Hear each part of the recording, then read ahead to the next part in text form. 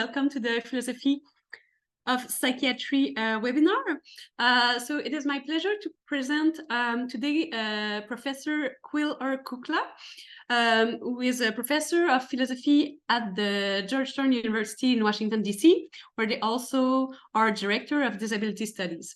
From 2021 to 2023, they held the Humboldt Research Award in the Institute for Philosophy at Leibniz Universität Hanover. They hold a PhD in philosophy from the University of Pittsburgh and an MA in geography from City University of New York.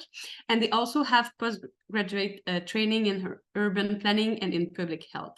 Their forthcoming book is entitled Sex Beyond Yes, Pleasure, Agency, and Consent with Norton Publisher. And they are also the editor-in-chief, of the Kennedy Institute of Ethics Journal. Their most recent book is entitled City Living, How Urban Dwellers and Urban Spaces Make One Another at the Oxford University Press. So Professor Kukla, the floor is yours. Thank you. Thank you so much for having me. I'm going to go back to sharing my screen.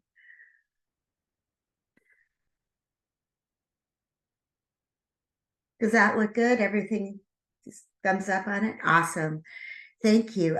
Okay, so today I want to talk about healthism, elite capture, and the pitfalls of an expansive notion of health.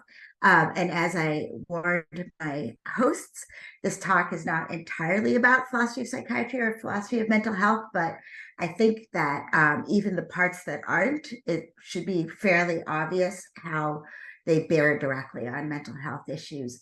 Let me minimize this so I can see my own slides. Okay, there we go. So there's a trend in philosophy of medicine and philosophy of public health, as well as in policy, I think, towards building a pragmatist, pluralist, fluid, strategic conception of health. I've actually contributed to this trend. I think it's probably the right direction for thinking about health. The basic idea is that attempts to come up with essentialist scientific definitions of health always end up having tons of counterexamples. They end up not working for the purposes we want them to work for. So instead, we should allow our conception of health to be fluid and pluralist, and we should recognize that the concept of health serves different purposes for different stakeholders and doesn't have a particular essence. There are good reasons for having this kind of pragmatist conception of health. For one thing, the ability to frame something sort of strategically as a health issue tends to be useful for giving it social legitimacy and bringing in economic and other kinds of social resources. It helps us to shape scientific research questions. It helps for purposes of very practical ends, like getting insurance coverage. Framing something as a health issue tends to help remove stigma and moral meanings from it, at least some of the time. We'll see some complications about that later. And there are more purposes than that. I think all of these are good reasons to allow our concept of health to be pragmatic and fluid.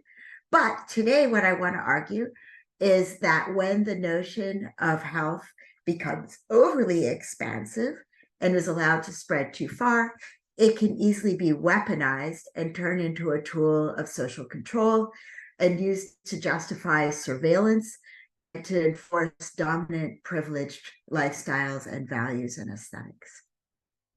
So what do I mean by an overexpansive conception of health, or what Sean Velez in a recent book on philosophy and population health called a big tent conception of health, although he meant that as a positive thing, and I'm going to critique it. But the most famous and most used expansive or big tent conception of health is a WHO definition, which has been mocked a lot for how expansive it is, but is still very influential and used a lot in policy contexts.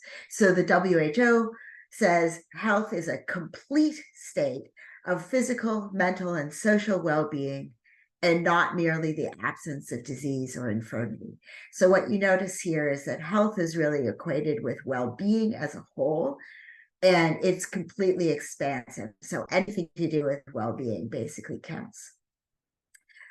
There was a European team, Huber et al., about 10 or 12 years ago that wanted to sort of push back against some dimensions of the WHO definition. And so they developed their own definition, which was pretty influential in some circles. They claimed that they defined health as the ability to adapt and self-manage in the face of social, physical, and emotional challenges. Here also, we see this kind of expansion of health. I also think that that definition is problematically ableist, but that's not really my topic today. And then Sean Velez in 2018, intentionally building off of the WHO definition, says health, by definition for him, is a life course trajectory of complete well-being in social context. And there are more good examples, but these are three. So in these definitions, what you see is an equation of health with well-being and an explicit attempt to sever health from medicalization, right? So to call something a health issue on any of these definitions is not necessarily to say that it should be medicalized or that physicians should be the ones in control of managing it. And I think that there are good reasons for wanting to sever these that are socially important. So just for example, it's important that we be able to name something like stress from poverty as a health issue and as a social priority without thinking that that immediately means that we should recommend medical solutions, like, oh, just give all poor people a particular drug, right? Anti-anxiety meds, and that will take care of the problem. So we want room for a more expansive notion of health, where something like poverty-related stress can be seen as a pressing health issue without that being understood in narrowly medical terms. And I think there's been a feeling that these expansive conceptions of health allow us to mobilize a health framework in order to prioritize social justice issues. The problem is, all of these expansive notions of health are situated in a culture of what some people have called healthism. So healthism, as I'm defining it, is the view that health is an indefeasible and privileged value, and that we are individually responsible for maximizing it. And as a society, we are socially responsible for enforcing it. So I want both the individual and social responsibility bits there, right? So what does this mean? It means that people are obligated to value health and healthy living no matter what. It's not treated as an optional value. It means that we believe that there is a social imperative as well as an individual imperative to do something about an issue as soon as we count it as a health issue, right? You're not just allowed to ignore health issues. It means that we have a tendency socially to measure all choices and all actions and all events, really, in terms of how healthy or unhealthy they supposedly are. We immediately equate good choices with healthy choices. And this quickly turns into modulating and disciplining all aspects of life in order to maximize health. And this is taken as an imperative rather than just something optional, right? So the idea is that people are responsible for example, eating healthy food, maintaining a healthy weight, building healthy relationships, sustaining healthy boundaries, having a healthy attitude, feeling healthy emotions, and so on, right? All of these dimensions of our lives and well-being become measured in terms of health, and we are expected or even demanded to try to maximize health with each of our choices and moves, right? If you choose to do something which is seen as suboptimal for physical health, like have a couple of glasses of wine, for example, you are socially required to justify that choice in terms of mental health or self-care, right? So if somebody has some wine and chocolate, they say, oh, I know this is, I shouldn't be doing this, but it's important for my mental health. And so you need to mobilize health language in order to justify choices that are not seen as traditionally healthy. At the social level, healthism justifies the fact that there is a lot of top-down control of people's choices and lifestyles that's seen as justified as long as it keeps them healthy. So to give one example, we have in the United States food assistance programs like WIC and SNAP for low-income people, and those food assistance programs tightly control which foods people are allowed to purchase in order to supposedly force them to make healthy choices. I think healthism is a widespread social imperative, but it's worth noticing that it is not equally enforced. So some groups of people are especially tightly controlled under the health imperative. The two groups that leap out to me are pregnant people who are expected to modulate like literally every move they make in terms of the healthist imperative, and poor people who are seen as fair game for top-down social control around their choices. And so the problem is that if you have an expansive notion of health, where health starts to expand to become well-being in general, then healthism, which is this imperative that everything we do be healthy, likewise starts to control all aspects of our life. So this is a nice quotation that I like from Talia Welsh on healthism. She says, "The tightest noose around bodily pleasures today is the set of norms regarding health. I cannot engage in any behavior without processing it as healthy, good, or unhealthy, bad. The spread of the knowledge about health now extends far beyond the endless prescriptions regarding diet and exercise. Everything from watching TV, getting an education, and working late at night to having friends is codified. Each activity is studied for how it is correlated with one's health.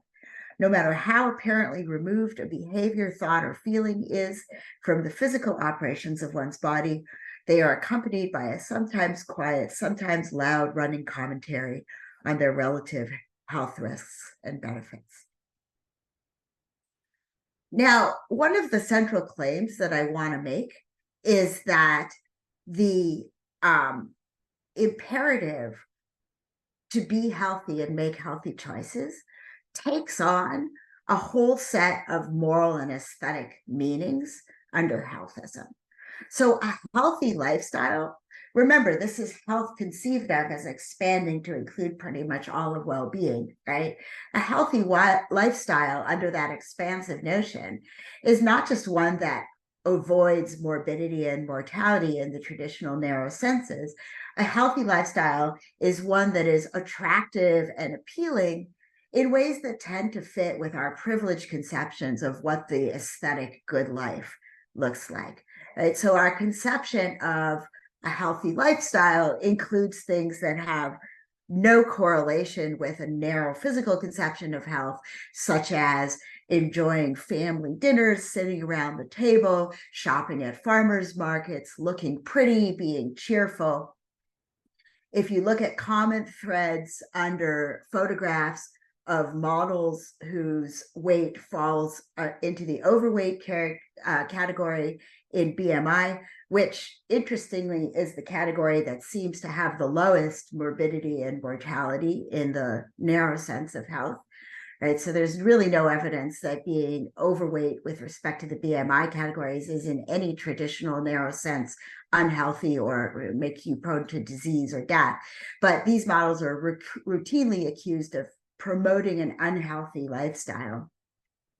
If you Google images of healthy lifestyle, what you generally get under your Google images is a kind of a parade of smiling, skinny women with ponytails who are usually white, who are typically out in beautiful nature, doing something very pretty and aesthetic. They're usually either doing yoga or, for some reason that I don't understand, surrounded by fruit.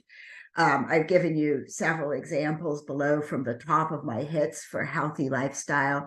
So what you get is this very specifically raced, classed, gendered aesthetic, which is associated with healthy lifestyle. So what happens is that under healthism, combined with this expansive notion of health, the enforcement of health also ends up turning into the enforcement of highly conformist norms that track other forms of privilege and that don't especially further well-being for many people. So far I've tried to make 3 points. The first is that under an expansive notion of health in the context of healthism, health tends to expand to swallow all dimensions of our life. Secondly, this goes along with the enforcement of conformist norms that are disconnected from morbidity and mortality or disease.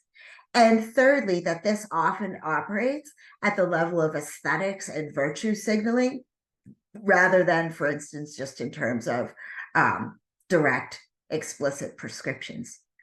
So what you get is that health expansion plus healthism together turns health into a powerful tool for sculpting and controlling people's behavior and enforcing dominant values and dominant conceptions of the good life.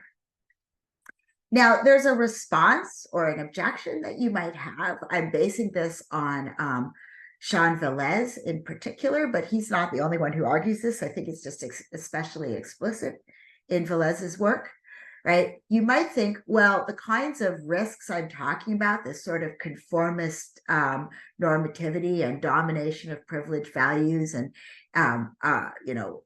problematic controlling conceptions of health, these are risks when health norms are imposed from above, right, by the government or by dominant communities.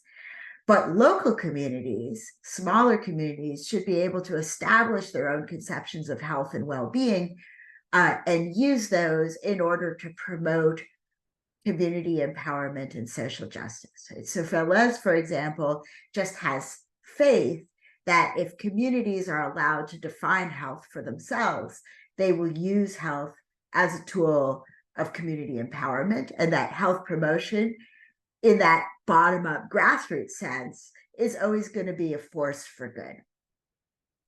But my response to this is I don't see any reason why we should trust local communities. I think the phrase local communities tends for us to be a kind of a flag for, I don't want to call it a dog whistle, that's too strong, but a euphemism for, or an imaginative trigger for, like, scrappy underdog marginalized communities, right? When we imagine local communities, we imagine like social justice oriented communities fighting against the power. But of course, not all local communities are scrappy underdogs fighting for social justice. Local communities, small towns, religious groups, whatever it may be, are very often misogynist and homophobic and ableist and fatphobic, and they're very capable of oppressing their own members, often in horrible ways, right? I mean, they may send their own queer members to conversion camps. They may, violently attack their members who are not white. There are all sorts of ways in which local communities act horribly. And moreover, local communities are usually internally diverse and don't have a shared conception of health. So, for example, if you go to a local community, such as a neighborhood here in Washington, D.C., which is going to be internally, racially, and economically diverse, as pretty much all of our neighborhoods are, there's going to be strong disagreement within any given local community over whether introducing more policing protects public health or harms public health. That's an example where there's very polarized views and no unity over what a conception of protecting health and promoting health would look like. Tons of communities are deeply xenophobic. There's a long history of local communities enforcing eugenic and anti-immigration policies in the name of health. An interesting fact is that apartheid in South Africa, long before it was a post-World War II official regime, got its start in supposed pandemic measures and public health measures, where people of color were seen as more likely to spread disease, and so moved to separate areas in order to supposedly as a pandemic measure, right? These are things that local communities do. So letting different communities set their own conceptions of health, I think, does not fix the problem that I'm talking about. All right, what I now want to turn to is 4 case studies where I really want to dig into the dynamic that I'm talking about. So the first one And the one that everybody tends to think of first, because it's probably the most obvious and most extreme, is healthy eating. I'm sure it's no surprise to you to hear that healthy eating is deeply moralized and paternalistically socially controlled, right? We know that people who eat supposedly unhealthy foods are highly stigmatized. Fatness is taken as a sign of unhealthy eating, and in turn as a sign of vice and a source of moral and aesthetic judgment, even though we actually know that the relationship between fatness and health and eating is very complex and not straightforward at all. There are all kinds of social policies that we put in place to try to control people's eating and force supposedly healthy eating, even when there isn't actually an evidence-based clear connection to health. So, for example, there are states that have introduced mandatory calorie counts on menus and portion-controlled packaging. And like I mentioned earlier, restrictions on what people who are on food assistance programs can purchase. There is no good evidence in any of these cases that these measures lead to better health. And in some cases, there have been scandals about how the evidence is very bad. But we do them anyway. And more generally, as a culture, eating things for any number of good reasons other than for their health value. Like, there are just so many reasons to eat things, right? You might eat something because it's delicious. You might eat something because you're socializing. You might eat something because you're traveling and you want to explore another culture. You might eat something as part of a ritual. These are all excellent reasons to eat things, but eating things for any reason other than health value is discounted and devalued and treated as a kind of a weakness of will or being bad or naughty. I absolutely love, it's now quite old, but this really sad event from 2015, when during the 2016 campaign, they were digging through Hillary Clinton's emails, trying to find a scandal.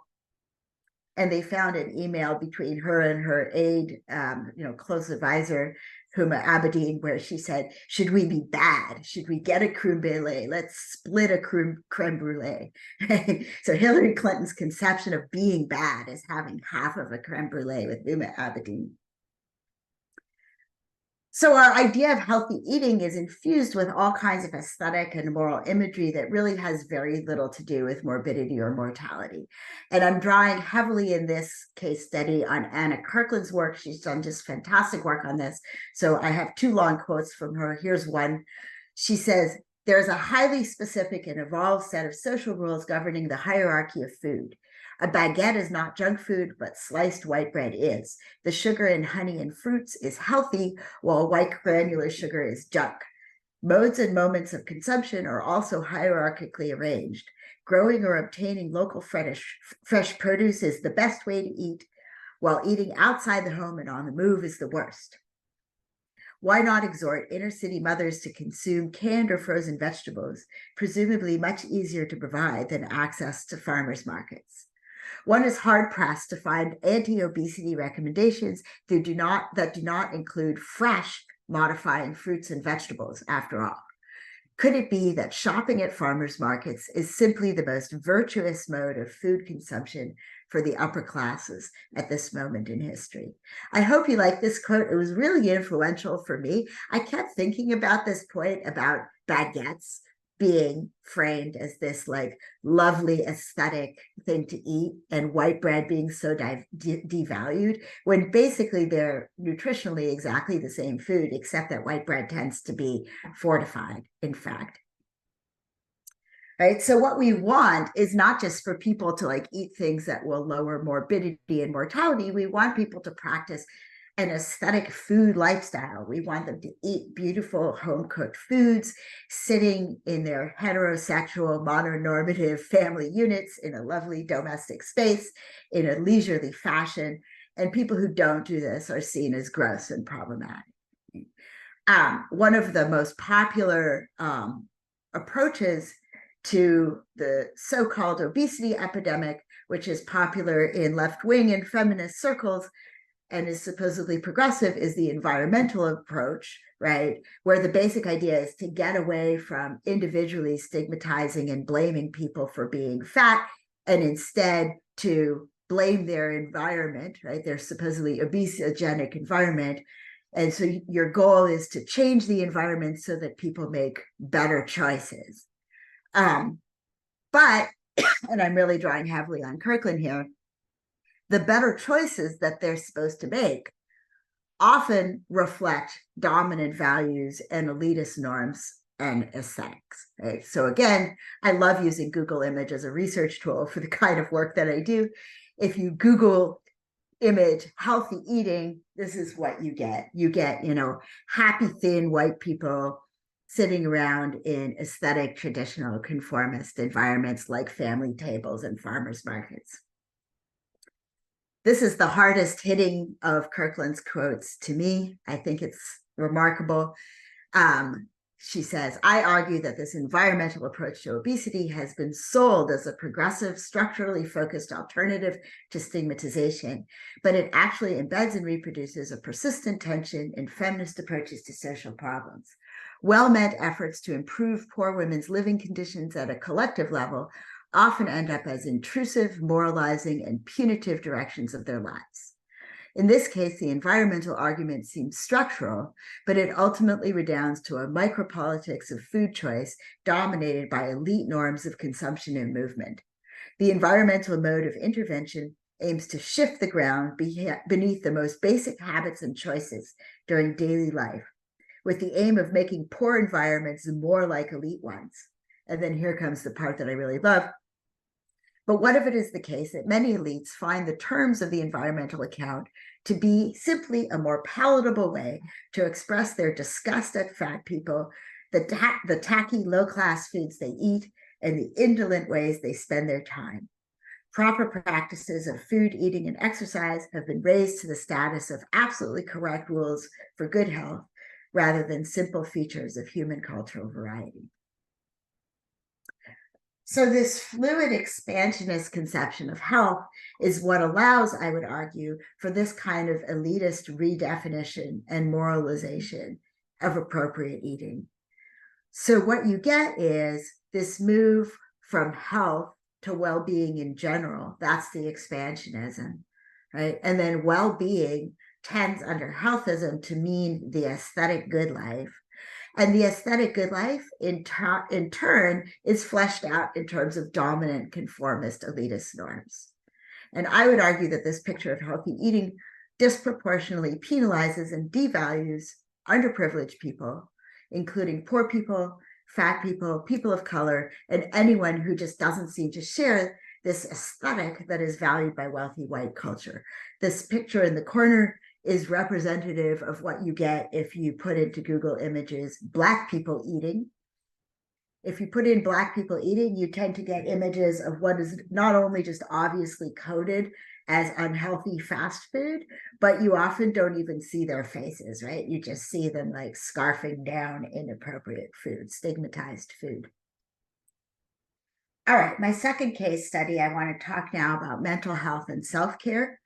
There are ways in which I think that the expansionist notion of mental health let me say that differently. There are ways in which I think the expansivist notion of health has actually been very helpful in the domain of mental health. So this is a complicated example, because one thing that has happened under the expansionist notion of health is that we've expanded our notion of mental health.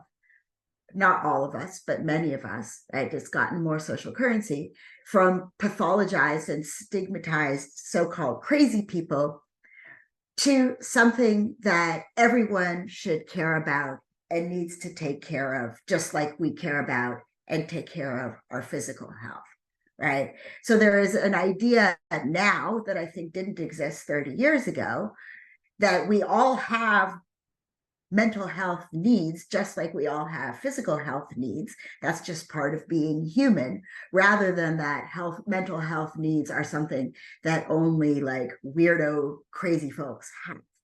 And this has shown up, for example, in the increasing acceptability of the notion of mental health days as something that everybody needs now and again, and in the increased appreciation of things like depression and PTSD and other mental health challenges as states that are widespread and genuinely debilitating. However, I do want to argue that when mental health goes through that same expansionist shift that I talked about at the beginning and turns into complete mental well-being, it also becomes easily co-opted, but in exactly the same ways that I've been talking about. Right? So mental health as a state of complete mental well-being ends up getting associated with middle class or upper class, white, neurotypical, respectable behavior, which is infused with the ethics and the aesthetics of particular class and race privilege. So, for example, things like totally reasonable and understandable grief and sadness and anger and loneliness and anxiety very easily under this expansionist notion become pathologized and medicalized, and our healthist imperative demands getting rid of them because they don't fit in with our aesthetics of the proper flourishing lifestyle. Right. A great example of the pathologizing of what I see as normal fluctuations in mood is an article that was published in 2023. I've got the clip of it on the bottom there, right? It's Keys et al. In 2023. They published a study showing that if you go to watch sporting events with friends, there's a very small but statistically measurable correlation between people who do that and lower loneliness and self-reported subjective well-being. And so they claim that going to sporting events with friends counts as good mental health care, and that like trying to get people to do it should be an effective public health intervention, right, to cure loneliness. This is problematic for a number of reasons. I mean, first of all, it's probably a bad study because it seems extremely likely that at the population level, people who go to sporting events with friends probably already tended to be people who had more friends and more disposable income and were less depressed. So I don't know, and none of that was controlled for in the study. So I don't see any reason to think that this going to the sporting event itself is what explains the reduced loneliness and increased subjective well-being. But in any case, the idea that small reductions in loneliness should be treated as an important public health intervention seems to me to pathologize a normal human emotion in a troubling way. The other problem you get here is that solutions for restoring mental health very often end up including mental health in this expanded sense, right? Often include these highly gendered, highly capitalist versions of self-care. So we get an emphasis on individual therapies and things that people can do for themselves in order to restore their mental health, rather than on structural conditions that make mental health flourishing possible. And you also get the same kind of raced, gendered aesthetic of self-care that we saw in the case of healthy eating, where self-care is supposed to be aesthetic in the sense that it involves things like spa days and vacations and bubble baths and meditation and presumably the going out and doing yoga surrounded by fruit that we saw earlier, all of which is supposed to be very lovely and genteel and respectable. There was a expose earlier this year on Last Week Tonight with John Oliver, which I thought was just perfect for this purpose. It was an episode on timeshares, which if you haven't watched it, absolutely watch it. It's completely brilliant. But one thing that John Oliver found is a clip of a manager trying to pump up his sales team who goes out and sells timeshares. And he is explaining to them that actually that they are healthcare practitioners because timeshares save lives, because vacations are health, because they count as self-care and mental health care. The next case study I want to look at is healthy sexuality. I think our conceptions of healthy sexuality are culturally extremely variable. For some people, healthy sexuality conjures the image of being able to safely enjoy a wide range of sexual pleasures, free from trauma and abuse, all the way to vanilla sexuality within a heterosexual monogamous relationship. Typically, when you see healthy sexuality described for cis men, especially in medical literature, healthy sexuality is directly defined in terms of getting and keeping an erection, right? So cis men's sexuality is heavily medicalized, and indeed there's very little cultural room or room within medical institutions for the discussion of anything other than erections when it comes to cis men's sexuality. The heavy medicalization of sex, together with the rise of erectile dysfunction as a pharmaceutically treatable disorder, has really turned almost all men into prospective patients with a medical sex problem, because almost all men can, at some point or other, not get an erection when they want to, or not keep it for as long as they want to. So they're sort of always at risk of being framed as having a health problem, right? And this has really shut out more nuanced discussions of men's sexual well-being and fulfillment. When you turn to cis women, you get a very different picture. Healthy sexuality for cis women is very vague, including in the medical literature. It's treated as something roughly like appropriate sexual responses within a loving heterosexual relationship. There have been attempts to talk about what female sexual dysfunction means, and this has led to the coining of a wide range of disorders, none of which have really caught on fully, that range from physical disorders to psychological disorders to emotional disorders, all of which, in one way or another, pathologize women's lackluster response to heterosexual sex under patriarchy, which is well documented. Women in general, straight cis women in general, if you study them, tend to just be pretty on heterosexual sex. Judy Segal has a wonderful article where she talks about how women, particularly cancer patients, are sort of socially required to enjoy this kind of traditional sex in order to prove that they have a healthy attitude and that they are life affirming.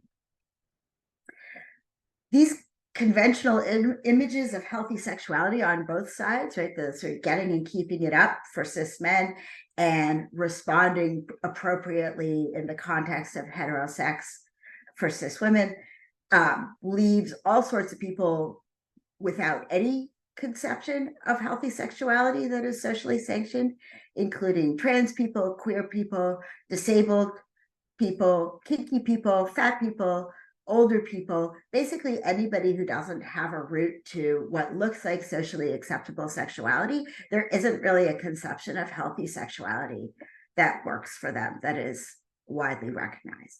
It's also very hard to opt out of sexuality under healthism, because having a healthy sexuality is seen as part of this overall health imperative. So cis men and women are under different kinds of imperatives to have and enjoy sex.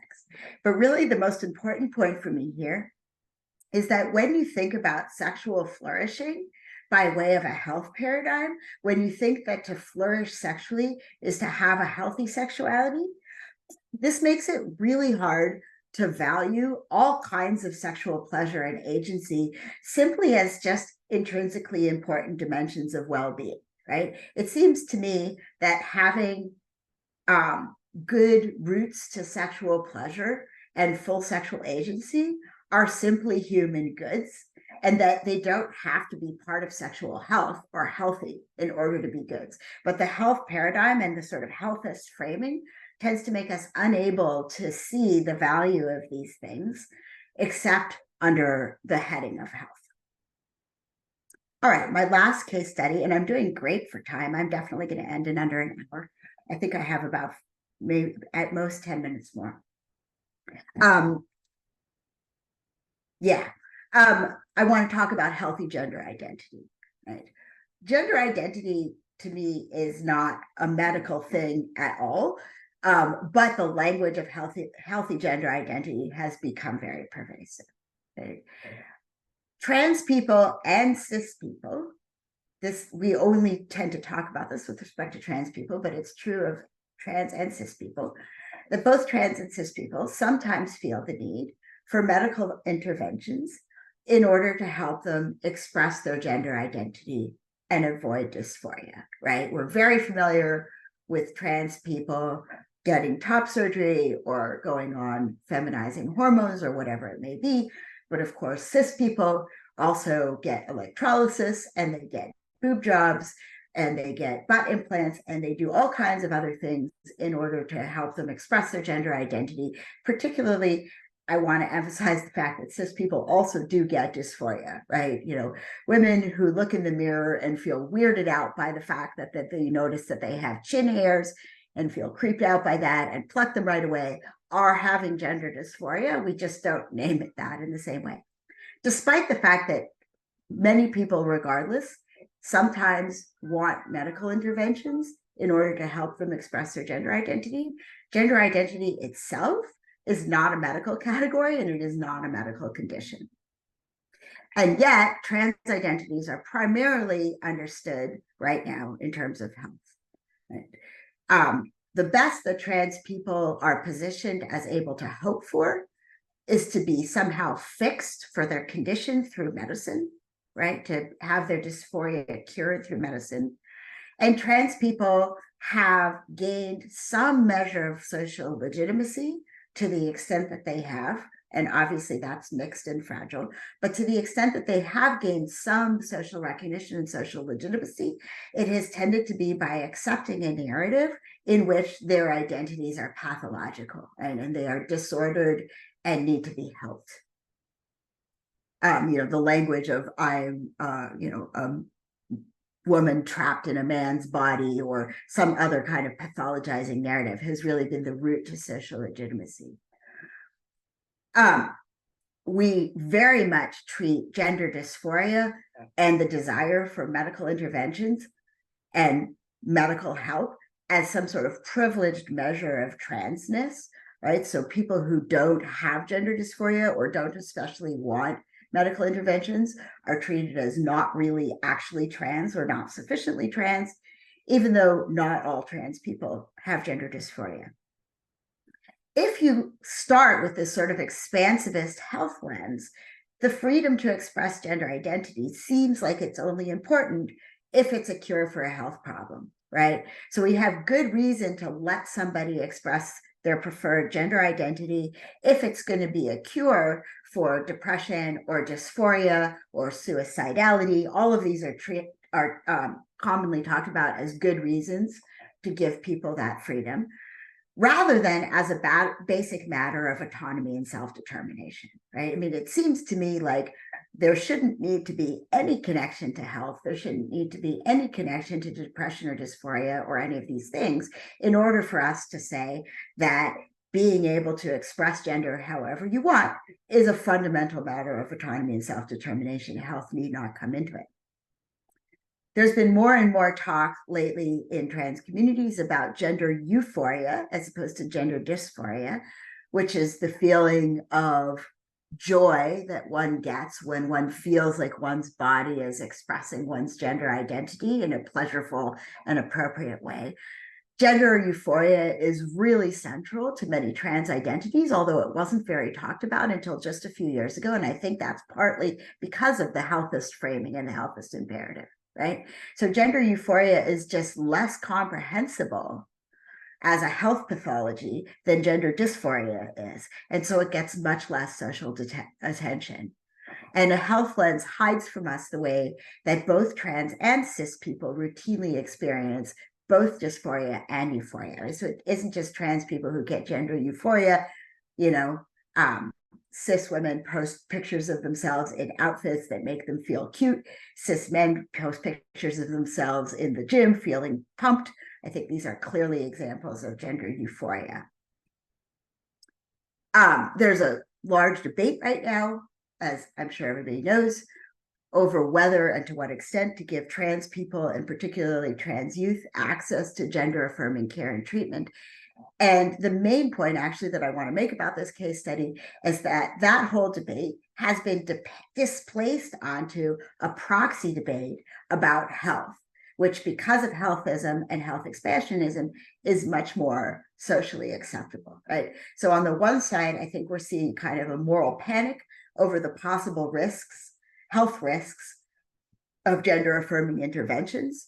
So interventions like puberty blockers are being framed as gateway drugs that are going to lead to riskier interventions that are going to have health consequences. And on the other side, right, the case for gender affirmation overwhelmingly tends to appeal to the mental health benefits of it. The argument is always, we have to let people have these gender affirming interventions, otherwise they're going to be depressed, otherwise they're going to be dysphoric, otherwise they're going to be suicidal, rather than because it's just simply the right thing to do. I think that the hyper concern over health risks in a health society is really a safe proxy for expressing what is actually just sort of basic moral support for or moral discomfort with freedom of gender expression. So we're seeing that proxy on both sides of the debate. Of course, trans people and cis people do have gender-related medical needs. I'm not denying that. But framing gender identity as primarily a health issue, I think, is really distorting our ethical discourse. And I think this is a really important point, it's encouraging a picture of trans lives as inherently pathological and burdened rather than as joyful. And I want to stress again, I see this as a problem on both so-called sides of the debate, that people who are supporting trans rights tend to do so by portraying trans lives as in health crisis and as pathological and burdened rather than joyful. So that takes me to my final little bit on elite capture. I'm borrowing the phrase elite capture from my wonderful colleague, Olufemi Taiwo, who has argued in a recent book for the pervasiveness of elite capture. He defines elite capture as when the elites within a group use their social and material resources to hijack that group's goals and values in ways that further their own interests. So here's 3 examples. The first one comes directly from Taiwo. Within the gay rights movement, wealthy, often very educated gay men's emphasis on marriage equality as the sort of defining issue of the gay rights movement, rather than on things like homelessness and poverty, really shaped the face of the gay rights movement in ways that furthered their own ends and left out a lot of the more critical issues that were affecting a lot of other kinds of gay men, right? Here's another example. Early on in the disability rights movement, it was really spearheaded by wealthy, otherwise healthy wheelchair users, particularly male wheelchair users, whose strong emphasis was on physical independence and workplace equality, right? Those became the signal causes of the disability rights movement at the moment, right? How do we get accommodations to make us independent and able to have the same kinds of high-powered careers as our able-bodied colleagues, right? As opposed to, again, issues that are extremely rife within the disability community, such as poverty, homelessness, access to very basic care, abuse by intimates and caregivers, and so forth. And finally, and probably most famously, right, wealthy white women's emphasis within the feminist movement on so-called girl boss feminism and on sort of glass ceilings within very, very high-end, high-paying jobs and sexual objectification have tended to define the feminist movement, especially during the mid and early late 20th century, as opposed to issues like domestic violence and poverty and access to appropriate health care, which affect a much wider range of women. And this has notoriously alienated many women of color and poor women who are reluctant to call themselves feminists because they see it as defined by these elite interests. So Taiwo says, quote, elites get outsized control over the ideas in circulation about identities by more or less the same methods and for the same reasons that they get control over everything else, right? So within each of these groups, within the group of gay men or disabled people or women, you have the most elite members of that group able to garner the resources and the social collateral to define which images and issues look central in ways that further their own interests. So what does this have to do with health? I want to argue, and I think I have been arguing, that health and its use as a social tool are especially vulnerable to elite capture, right? So healthism means that health gets taken as this overriding value and responsibility. I argued that at the beginning. And that means that conceiving of something as a health issue gives it a kind of prima facie pressing social weight. But at the same time, we as a society don't have a shared or unified conception of health. And that means that it's especially easy for elites with social and economic capital to build a conception of health that serves their own ends and enforces their own conception of what the world should be like and how people should behave. In the domain of mental health, I think elite capture is particularly pervasive and pernicious. Right? You see mental health linked to productivity culture and respectability politics. So there's a hijacking of what a mentally healthy person looks like, where that mentally healthy person becomes one who can function well within productivity culture and not be disruptive, where that lack of disruptiveness is as much aesthetic as anything else. Right? So when we hijack the concept of health and the aesthetic imagery of health, we end up with an extremely powerful social tool because there is this widespread healthist imperative. So in each of the examples I've given then, healthy behavior is equated with socially conventional, non-disruptive behavior that is favored by people with privilege. And I think each of the 4 case studies I gave you has quite a different structure with quite different risks, right? They're not the same as one another, but you see this in all 4 cases, that conventional, non-disruptive behavior that fits in well with the aesthetics and the interests of privileged people is what gets framed as healthy. Meanwhile, the lifestyles and the aesthetics of fat and queer and BIPOC and kinky and neuroatypical and disabled people show up as inherently unhealthy and as in need of fixing and judgment.